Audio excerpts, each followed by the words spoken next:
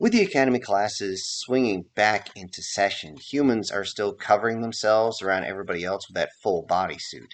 This is to make sure none of their heat or any of their aroma seems to escape to make things interesting or difficult.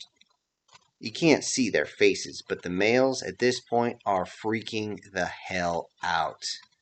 The male humans believed when they saw their female companions received some sort of strange shock as they seemed to pulsate over and over again, they were actually very nervous. They were nervous that thinking, maybe, did I get her knocked up? Or is this an adverse reaction to something happening? I mean, is it possibly dangerous from the, shall we say, injection of DNA that each of these females was given over the break? As it turns out, it is a reaction, but it's not what anybody expected. At least, not the humans for sure. Human medical techs actually arrived to run their own test to see what was going on and match them up with what the actual home species was feeling. The results shocked everybody.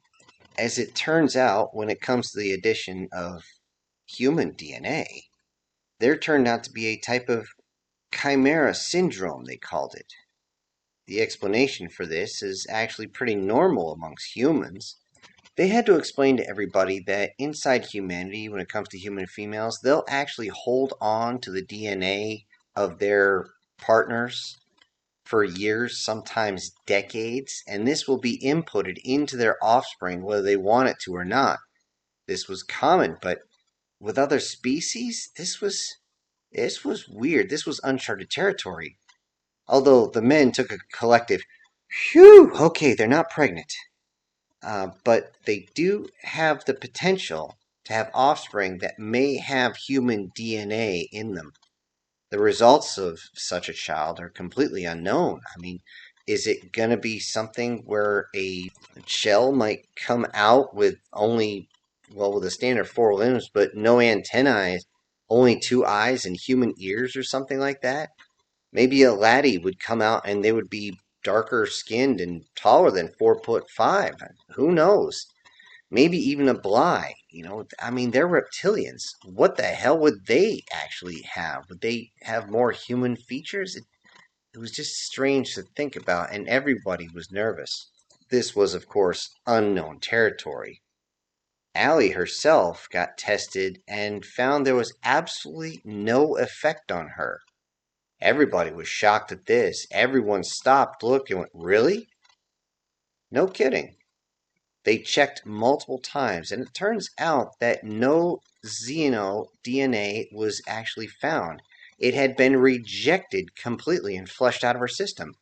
There was zero chance of her getting impregnated because it turns out that the human reproductive system, at least for females, will actually destroy most of the injected material before it even gets close to doing what it wants to do. The only issue is the slow release of the genetic material, and as it turns out, due to strange coincidences in the female natural lubrication facilities, the mix of her secretions and the xeno-DNA merged and got the consistency of jello of all things. Well, whatever wasn't immediately broke down and absorbed into the body as natural nutrients. When it came out, it was quite gross and disturbing. When it first happened, Allie thought she had caught a parasite or something and was freaking out. But thankfully, the stuff just simply slid out, landed inside the bathroom, and pretty much dissolved into nothing. The alien governments were questioning this study a lot and sent their own medical staff to confirm the results. They were astounded at what was going on. How was this even possible? What the? Humans are weird. Your DNA is weird. Is this something for homeothermic species to do? They couldn't understand. The squid and hawks were a bit upset that they could not actually partake in any of these studies. The students were actually more upset because every time they turned around, they heard the rumors about how the humans, well, several phrases like, they are taking their time, or such power and drive. And So much that I couldn't handle any more. Then, of course, they would hear how they were so delicate, attentive, or the phrase, so aggressive I couldn't keep up. Turn the corner and hear, I still feel the warmth inside me for several days. And of course, all these phrases about the humans always ended up with one of these partners of the humans saying, I want more. I'm going to go do it again. The Hawks and Squid governments began pushing hard and suggesting that the students be more aggressive regardless of any physical damage. It took the words of multiple humans saying, we don't hurt our potential partners like that. This act is meant to be the epitome of a shared experience between two. Causing undue harm and pain is not only not socially acceptable, not anymore, it goes against many of our personal codes. The squids and hawk species just had to leave it alone for a while, as the humans in the academy seemed to be able to pick and choose who and what they wanted to mate. At least it seemed that from the outside. Reports came in a bit more detailed over time, and patterns began to show. Each human seemed to want to stay with a certain individual or individuals. They are bonding also very closely to usually just one. In a few cases, they would even place themselves in dangerous situations protecting those certain ones. There are many examples of this. Here's just a few. A human named Lucas moved his females out of the way of a rapid transport coming down the street. In doing so, he received multiple breaks in his endoskeleton along with the need for immediate treatment, i.e., emergency surgery just to keep him alive. When they asked him why he did it, he responded, to protect my girl, and I'd do it again. They also placed themselves between their girl and others for physically superior species other than humans. In particular, during the mating season, the reptilian bly get much more aggressive, at least the males do. Humans, at least one of them, will face at least two of these bly and win, beating the hell out of a few of them to the point where they need emergency surgery to reconnect their jaws. In some reason, the humans seem to be able to lock in on all the different joints, and whenever they ground and pound, as they like to say, or take you to the ground, they will simply dislocate all the joints. Now, for a bly who can regenerate very fast, this isn't very difficult to deal with. However, the hard part is the fact that the humans can simply crack them over and over and over again, leaving so much undue pain, nobody watching ever wanted to deal with them. Seeing the human Marcus take on at least 3 of the bly at once, receiving multiple lacerations and contusions, and still coming out on top. Even bleeding out profusely, he screamed, "Who's next?" as each of those bly ran away, screaming how they wouldn't ever come close to him again. When that point happened, he actually turned to the bly that he was actually mating with and seemed to give this predatory grin. In surprise, she gave it back, and nobody knew where they were for the next 2 days, but most people can speculate. That is the way it is for the males of the humans, which shocked everyone. What will give the males so much power? Would the females be so strong? As it turns out, the females quickly make others fight over them and are ready to mate with the victor. Well, sometimes. Usually the winner is far too damaged to actually mate anything, usually trying to show its dominance to all the rest, but by the time they're able to actually address the human, they're bleeding too much, missing too many parts, or too much is broken. The female humans, even though they enjoy the attention, seem to remain bonded with the first one they mate with, and this was very strange to everyone else. It seemed as though the males, some of them, very few actually, would decide to mate with a lot, but most would actually stick with one. But it was almost exclusive with females that they would stick with the one. And when asking the humans why this is, they simply said, "Oh, that's just the duality of humanity." No one understood, and they said, "Yeah, we barely understand it. Trust me, I can't explain it if I tried." Most, if not all, of the students quickly learn that certain species are more coveted by humans. As it turns out, when they look, the more human shaped, the more the humans are interested. In particular, the slick, the laddie, and the tabby were very much coveted. This was the majority of ones that the humans had partnered up with and would mate with normally. Yet it seemed as though the aggressive state of the insectoids' scales and shells, along with their desire to mate in more unconventional ways, interest the humans. Maybe it was the fact that the gulls can actually, during their mating season, produce a type of silk that is very, very comfortable but unbelievably strong, usually meant to tie up their mates for the season. Yet, for some reason, the shells usually like to hang off of the ceiling and simply hang upside down when they do such things. This seemed to excite the humans that like to, shall we say, experiment.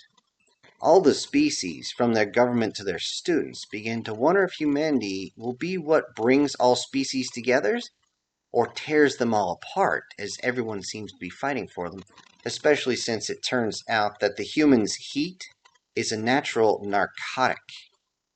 The humans are so polite, so friendly, so warm to everybody. Is there anything anyone needs to worry about? Perhaps this narcotic is just that, something that everyone can enjoy. During the class, one of the teachers brought up this in front of everybody and wanted to ask the humans their opinion. One of the humans simply turned, waved his hand, and then stood up to address everybody and said, "Yeah, you do have something to worry about. Human history is almost nothing but conflict, at least the history we're allowed to read. You could speculate, perhaps, that we've left that part of ourselves behind, unless we're competing for mates, of course." This got everybody's attention. He said, Well, let me put it to you this way. Why do you believe most of those wars were happening? Why do you think they started? There was a deep look into history was going to be needed, because if this was the way humans were, as violent as they used to be fighting over mates, what might come of this? During all this discussion, a human named Susan found out that her brother and his young children, boys 16, 23, and 30, were going to be in the sector. The visit was only going to be for a few days, and her brother dropped off supplies to the academy to make sure everybody had what they needed for the next whole solar rotation. She warned that things get strange at school, and her brother said the three words that everybody knows is going to be trouble. "It'll be fine." At the dock, Susan ran out to meet her family that she hadn't seen in years. And of course, a few of the other humans came up to say hello and brought their partners over to say hi as well. However, what he didn't quite see was the fact that several of them had rolled up part of their suit so that their partners could actually absorb the heat so they wouldn't be pulled in by the newcomers. A few other species actually showed up to see the new humans, to see what humans look like when they're not fully developed. Everybody was shocked, as the boys looked like they spent at least 2 hours a day lifting weights and another 4 hours doing cardio. Human medical tech actually allowed for such things, and aboard the ship is very boring, so you got two choices. You can either be excessively bored, or excessively smart, or excessively in shape. Well, with most everyone, they realize that it's bad for kids to be bored, so half of their time is spent in transit working out, and the other half is learning how to be really, really smart at things. The boys still had to ask about the strange suit that every human had, and had to be told that, yeah, this was to make sure that no one else felt the heat. One of the boys said, "Oh, that's right, they did tell us about that." Their father motioned, and they immediately went to offload the cargo. Susan asked if his daughters were still with their mother, and he replied, "Yeah, we're still on our hiatus." This was a common practice for humans when they've been married for so long, especially when they have kids. You take several years off just so you don't get sick of each other. The males go with the father, and the females go with the mother. And then they come back together, and it's all good. Nobody gets sick of each other. You have plenty of stories to tell each other, and there you go. You're off to the races. The boys were told to help with the offloading as fast as they could, and everybody was astounded at the power and speed the boys had, and it frightened everybody. It was insane to see them lifting up crates that would take 3, 4, 5 blies just to lift up, and these boys were picking them up, two, sometimes just themselves, and seemingly hoisting it up over their heads and going, "So, where do you want this?" And just carrying it over like it was nothing. Later on, after things were offloaded mostly, the boys got a chance to get a tour around the facility where the other students made it a point to accidentally graze the uncontained humans. This was annoying for the boys, but they were told about this, that the heat off of their bodies was a bit, well, it drew them in. They didn't quite fully understand, but just kind of dealt with it. As long as nobody was causing any problems, as the youngest said, "No blood, no foul. We're good."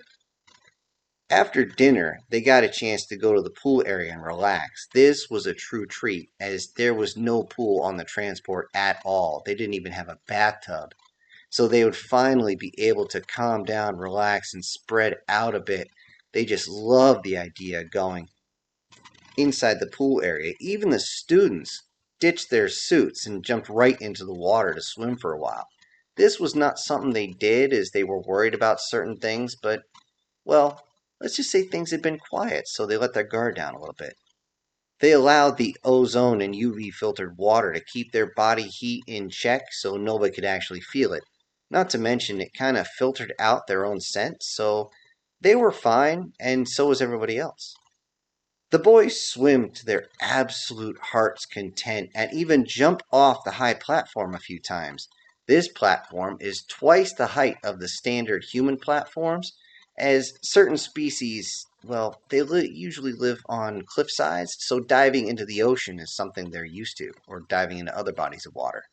It was interesting to see things like the bly dive in nose first, seemingly barely rippling the water. The slick, another reptilian, and they're also amphibious, seem to do all sorts of flips and moves and whatever as their tendrils move through the air. At least the females did. The males seem to simply dive in straight with their tails outstretched just like the bly. The shells and the gale really don't care for the water. They'll dip their legs in, but that's about it. The laddie were easy to see as their white skins simply permeated the area, and it seemed as though they were moving icebergs around through the water. They didn't jump in, but they did enjoy it. The squid also loved to move through the water extremely quick, and the hawks just used a simple game where they would dive in and try to grab things that were just below the water. The tabby, of course, really didn't care for the water much at first until they got in. They could swim, of course, but they weren't exactly thrilled about getting wet. It was very interesting for everyone to see as the tabby would get out and then shake themselves off like some sort of giant jungle cat. Of course, the boys would always pause at this point whenever any of these species was walking in or getting out of the water. Most species don't exactly enjoy wearing suits. In fact, most of the species don't wear clothing, period. Or if they do, it's very sparse in the meantime, but when they swim, they wear nothing. While they swim, a few students actually come up to try and get close, in particular, a small group of squids. They were interested in watching the humans swim. As humans were not actually an aquatic species, they wanted to know how the humans moved, and chuckled a bit at how slow the humans actually moved through the water, especially when trying to dive deeper and deeper down. It wasn't until they were finally reminded that humans hold on to a surprisingly high amount of air for their size, which makes the buoyancy actually happen. fighting their way down into the water was something they had totally forgot about it. Well, not surprising for an aquatic species. The boys talk a bit with all the species that come up and swim next to them, and the boys actually have to surprise them once again. As it turns out, humans age at half the speed they originally did. This was something shocking for everyone because they were trying to figure out what was going on. How was this possible? As it turned out, the genetic engineering that allows humans to not age after they reach full maturity makes it difficult for the body to actually reach full maturity. So, respectfully, they look like they have the bodies of an 8-year-old, a 13, and a 15-year-old, rather than the actual 16, 23, and 30-year-olds. So their minds were way far ahead of their bodies. This made them rather knowledgeable on a lot of items you wouldn't think a young child would be. Even though their bodies weren't fully developed, it was just something that shocked everyone. Later in the changing area, the squids are getting their final hot shower after getting out of the pool. Want to make sure they get as much radiant heat as possible before they have to actually walk around. The hawks arrive to stow their bags as another group is actually putting their bags in as they finish up with their own sort of exercise. Both sides, however, notice the boys staring. Neither of these species even like wearing clothes, and the fact that the hawks look like harpies, although much more attractive than anything you'd find in a video game. More like something you'd find in one of those old comic books from over east. And then, of course, you have the squids, that extremely sleek, yet they still have their curves on them. Absolutely no fur, no hair, no nothing. It's as though you have someone in a full bodysuit that's skin tight, yet you could still see, shall we say, certain particular features. While they swam, the boys hadn't really noticed as they didn't have any goggles, so the shimmering of the water and the fact that it's hard for humans to see underwater, it hid most parts. So the boys were, of course, inquisitive about the species. Both species allowed the boys to get a closer look, as they said, as they seemed to look at each other in a way that the boys didn't understand, but their own instincts and their own curiosity wanted them to get close. Eventually, they were so close that they could actually feel the coldness coming from the skin and were surprised. The middle child reached out for a second to a squid with his hand, but then pulled his hand back really quick before the squid said, "Okay, it's okay to touch." It's a very well-known fact that same sex with humans will be met with swift violence. This is still evidence because one of the squids still has a scar from when he got smashed in the face by a human. It's a good thing, though, that these other species, this was a mixed area, and these were all female. They made sure of that. The boys had no idea, but every time they went out and touched these species seemed to enjoy the heat, even from one of the boys dragging his finger across the skin. They realized that these other species enjoyed the touch a bit more than they expected. Eventually, the sensations got too much, and a squid female pushed down the 15-year-old, at least the one in the 15-year-old's body, and simply looked him square in the eye as she straddled over him and said, "Mate me." The boys had to tell the females that their bodies might not be able to maintain themselves in such activities, yet the reason was completely lost. They didn't realize that the entire group that was around them had been intoxicated by the heat that was coming off these humans, and now they're holding on to them, and in some case, straddling them. With the final removement of clothing, the females realize that the developing humans are the only chance for them to do such things without danger to their body, and they were definitely going to take advantage of it. It was about a half an hour later or less when Susan and her brother walked into the changing area trying to get the boys, and they heard all the noise coming out of it. They suddenly ran in and witnessed something disturbing. The boys, from what they could see, seemed to be being held down by the females as they took in the heat from different parts of the body. In that moment, the protective instinct kicked in and the rage of human would become known. The ones closest to Susan and her brother seemed to pause as they, quote unquote, smelled death in the air. The first one, reached by Susan, found out how a human can strike really, really hard. Both her and her brother just started waylaying everybody, screaming, "Get off of him!" And in just a moment, the boys realized what was going on, and in the melee, they got up and actually tried to protect the females. Good thing, too, because Susan and her brother were going to kill whoever was in front of them. Most didn't seem to notice as they were still intoxicated by the heat radiating through their bodies. Most of these females just sat there as though they were drunk or high off their ass. Susan grabbed one, and her brother grabbed the other one of the kids and dragged them out of there, screaming, "Hey, let me grab my stuff!" They didn't care. But as they tried to exit the portal, they ran smack dab into a large group. This time, none of the humans were wearing a protective suit, and this was a direct contact with over a dozen other students. Those that felt the heat immediately lost control and they jumped onto the humans.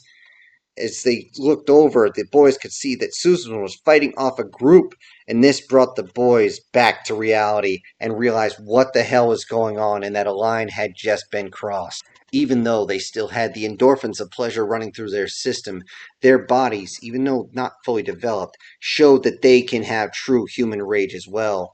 The CRISPR tech allows the boys to be far stronger than they actually should be at their size. Strong enough that the 16-year-old in an 8-year-old's body was able to pick up a fully grown Bly and threw him into the pool 23 feet away. They immediately started tossing hands, kicking feet, biting down on them as everyone tried to get in on the humans, completely losing control, trying to get on top of them. The men decided this ain't going to happen and immediately surrounded Susan to the point where she was actually surprised she couldn't strike out herself, but the protective instinct of men had kicked in. After the fight of breaking down all these Xenos, making sure they couldn't get up and chase them anymore, Susan joined her brother on the cargo ship and the entire family left the academy right then, right there, and permanently. The fallout from such an event was severe. The few human students that were still there remained to finish out the training period as it was in their contract. But they would never, ever leave their dwellings without their suits. And aside from their mates, they would talk to no one. Even if the teacher tried to ask them a question, they would simply refer them over to someone else. They only signed something. They wouldn't even use sign language. They would send a message, and they would stay as far away or even back away from anyone who came close. Everyone at the academy realized that the humans were taking all the precautions they believed they needed to keep another incident like that from happening again. What made it worse is that trade from human sectors slowed down to an absolute crawl. There turned out to be so much compartmentalization that when a human ship actually docked to transfer goods, they would simply connect via an umbilical, wait until all the humans had left the cargo area, and then allow the other ones to come in and retrieve their cargo. They would watch through glass or through video cameras and wait. They wouldn't even be in the same room, not even close, only speaking through speakers on the other side of a bulkhead. No one could figure out why they would do this, because humans were so warm, they were so nice, they were so polite. But now, they didn't have any more contact with others. Not until they figured out something, anything, that they could find to make it so that they could finally interact again. But it was too dangerous now. It was clear now. Humans were so warm, too warm, and they had to figure out why it was so intoxicating. Then, and only then, will the humans no longer be cold.